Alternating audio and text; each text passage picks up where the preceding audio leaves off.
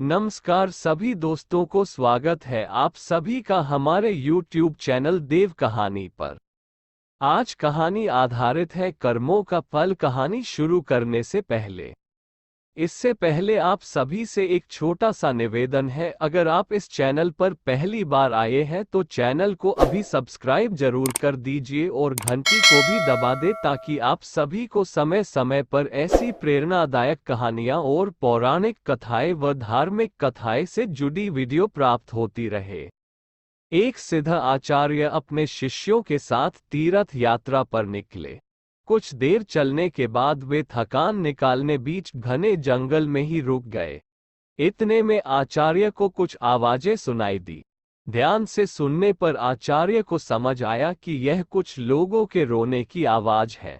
उन्होंने शिष्यों को बोला, बालकों, सुनो, ये आवाजें कहाँ से आ रही हैं? तब शिष्य एक दूसरे का मुंह देखने लगे क्योंकि उन्हें कोई आवाज सुनाई नहीं दे रही थी। फिर भी गुरु के आदेशानुसार उन्होंने थोड़ी दूरी पर आकर देखा। केवल आचार्य को एक गहरे अंधेरे कुएं से कुछ लोगों के रोने की आवाज सुनाई दे रही थी। आचार्य ने कुएं में झांक कर देखा तो उन्हें 5 लोग बहुत ही बुरी दशा में रोते हुए दिखाई दिए, लेकिन शिष्यों को ना आवाज सुनाई दी और ना ही कुछ दिखाई दिया।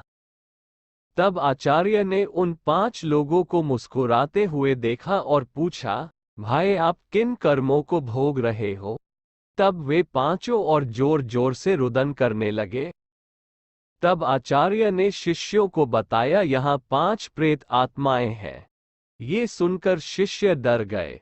तब आचार्य बोले, बालकों, डरो नहीं, तुम सभी इनसे ज्यादा शक्तिमान हो क्योंकि तुम सब कर्मों से महान हो और ये सभी आज अपनी पिछली करनी का भोग रहे हैं। आज के समय में इनसे दुर्बल कोई नहीं है। तब शिष्य ने पूछा, इन्होंने ऐसा क्या किया है? तब पहली आत्मा ने उत्तर दिया कि वह पिछले जन्म में ब्राह्मण था, भिक्षा मांगता था, लेकिन उस भिक्षा को भोग विलास में खर्च करता था। दूसरे ने उत्तर दिया, वह क्षत्रिय था और अपनी शक्ति का दुरुपयोग निर्बल असहाय गरीबों पर करता था। तीसरे ने उत्तर दिया कि वो बनिया था, बस खुद के फायदे की सोचता था और हमेशा मिलावट करके सामान बेचता था, जिस कारण कई लोग मारे गए। चौथे ने उत्तर दिया, वो शूद्र था, बहुत आलसी और जिम्मेदारी से भागता था, अपने माता पिता को पीटता था और दिन रात नशा करता था। पांचवे ने उत्तर दिया, वह एक लेखक था, अश्लील कथाएं लिखता था, उसने समाज को वासना का पाठ सिखाया था। इस तरह वे सभी पापी अपने पापों को भोग रहे हैं।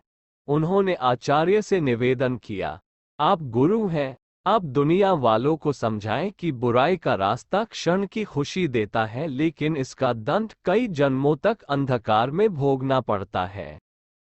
मनुष्य को कर्मों का फल भोगना ही पड़ता है, फिर वो किसी भी जन्म में हो। कहते हैं जिस तरह ईश्वर है वैसे ही भूत भी होते हैं, लेकिन वे जितने दुर्बल होते हैं उतना कोई नहीं, जितने कष्ट में वो होते हैं उतना कोई नहीं। वे अपनी करनी का भोग करते हैं। क्षण की विलासिता कई जन्मों का डर बन जाती है। व्यक्ति कितना भी इतरा जाए, नियति उसके कर्मों का हिसाब रखती ही है, इसलिए सदैव सद्मार्ग पर चले। अगर गलती हुई भी है तो उसे सुधारे।